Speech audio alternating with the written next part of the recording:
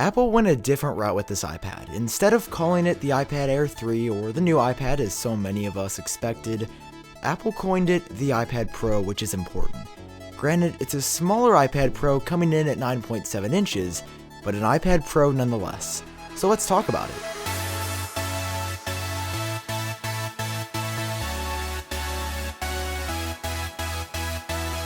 In comparison to the previous iPad Air 2, the form factor, weight, height, length, and depth haven't even changed a bit.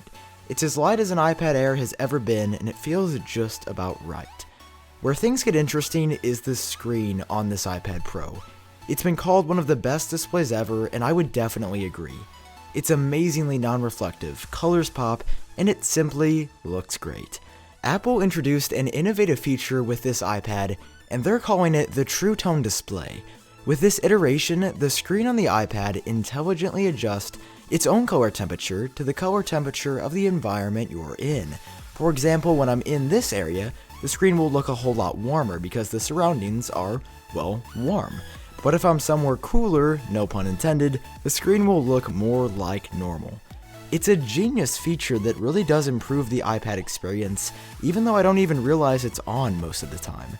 Apple explained it like a piece of paper. No matter where it is, the paper will still look white, but the level of whiteness will change from location to location.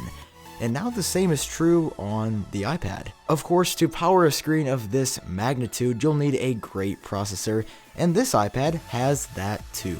The A9X, as you can imagine, is amazing. It's the fastest mobile chip ever from Apple, and it plays the part well. I don't notice slowdowns or lag or stutters really ever. The A9X has only impressed me, and it feels like the perfect fit for this device.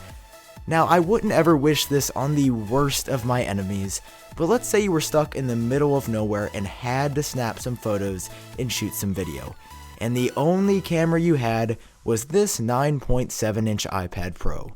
Well, aside from being that guy taking pictures on an iPad, you would actually be in really good shape. That's because Apple gave us a camera that's almost identical to the iPhone 6s, minus a few bells and whistles that I don't really miss. Overall, it's the best tablet camera that I've ever seen, and the pictures and video, as you've seen, tell the same story. This is also the second iPad ever to house 4 separate speakers around the body for a beautiful, loud and clear stereo effect. Watching videos has never been the same since.